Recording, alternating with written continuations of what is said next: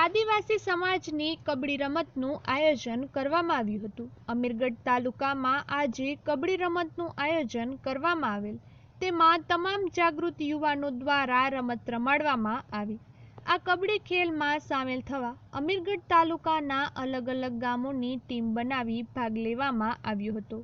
આ કબડ્ડી રમતને વધુ સુંદર બનાવવા માટે એક ઊંચાઈના મોખરે લઈ જવા માટે સમાજના વિવિધ ક્ષેત્રે સંકળાયેલ હરેક યુવા હાજર રહીને પોતાનું યોગદાન આપેલ। આમ આયોજિત 2024 કબડ્ડી રમતમાં અનેક ગણા ગામોની ટીમે ભાગ લીધો હતો, પરંતુ વરસાદી વાતાવરણના કારણે બધી જ ટીમો રાખેલ ગાંગુસ્થળ મેદાન પર પહોંચી ન શકી, છતાં પણ 5 ગામની ટીમોએ આવી અને કબડ્ડીની રમતને શ્રેષ્ઠના છેલ્લા સ્તરે લઈ જઈને રમ્યા હતા।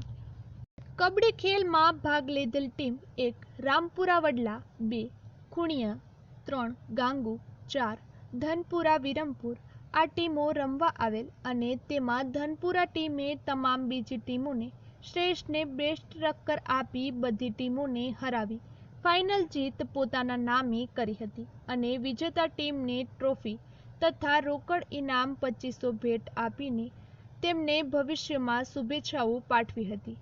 ધનપુરા ટીમના કોચ ધ્રાંગી સાગરભાઈ, ટીમના સ્પોર્ટ બોય ધ્રાંગી અનિલભાઈ એ, માર્ગદર્શન અને મોટિવેશનલ કોચ ધ્રાંગી બચુભાઈ એમ, ગમાર વિક્રમભાઈ એમ। આ આયોજિત કબડ્ડી રમત 2024ની એક સારી શરૂઆત કહી શકાય અને આવનાર સમયમાં ટીમો ઊંચાઈના મોખરના સ્થાને હશે તેમજ સમાજ અને દેશનું નામ રોશન કરશે।